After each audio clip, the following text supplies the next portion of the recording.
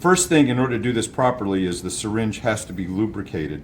So if it doesn't move smoothly, then you want to take it out, and this is silicone oil, and you just put a drop and then run it around the plunger and then test it out.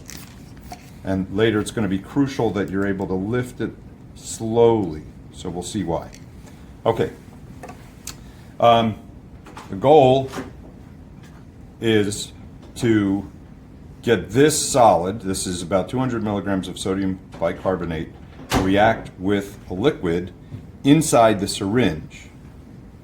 So we have to first get this cap to the bottom of the syringe without spilling anything. And there's a very simple way to do that. Put your finger underneath the hole. I'm going to fill it with water. It could just be tap water. And now this cap will float on top of the water, and then I let it drain out. So the Gatorade bottle is really there to allow the liquid to drain without shaking, so that the solid settles all the way to the bottom.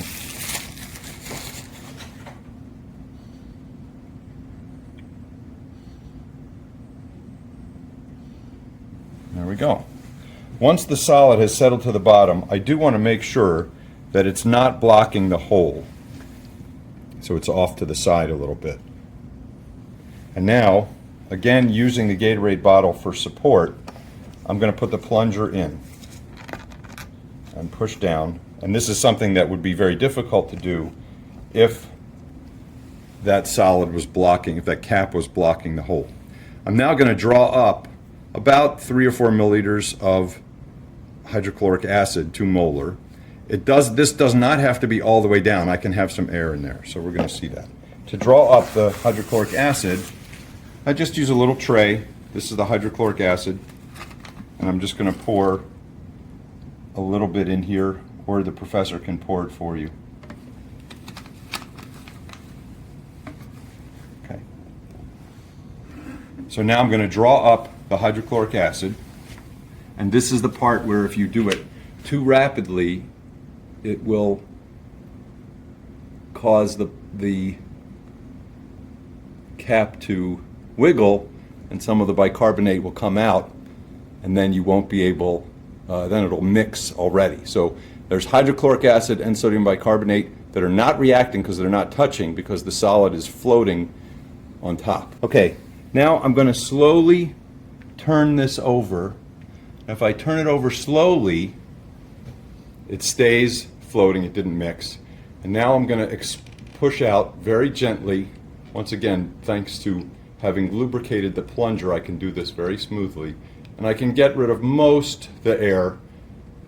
You can try to get a little bit more out. Now I'm going to put a cap on top of that. This is a tan cap. It just goes on top and pushes. If you want to take it off, it's easier to turn. It's not screw threads, but it's easier to turn when you need to take it off. All right, we now have an acid and sodium bicarbonate, and if I shake this, it will generate carbon dioxide gas, and that will push the plunger down. If the plunger starts going past 60, then all I need to do is release the vent, but it's important to keep the syringe up, because if you turn it over and release the vent, it will squirt out the liquid. So here we go. And there's carbon dioxide gas being generated. If I put in too much bicarbonate, then it will generate too much gas. This is about right. And now I'm just going to, actually I don't think I need to release, but in case it was going further, I would just quickly pop that off and put it back on. I just heard a little puff. And I now have carbon dioxide gas with neutralized HCl, so that's slightly acidic. And so now, if I really want just the gas, there's one more step. So now this can rest. If I want to transfer the gas, there's a tube. Carbon dioxide is more dense than air, so if I hold this up, it's not leaking out. And I put that tube over there. This is a clean and dry syringe where I'll connect the other end.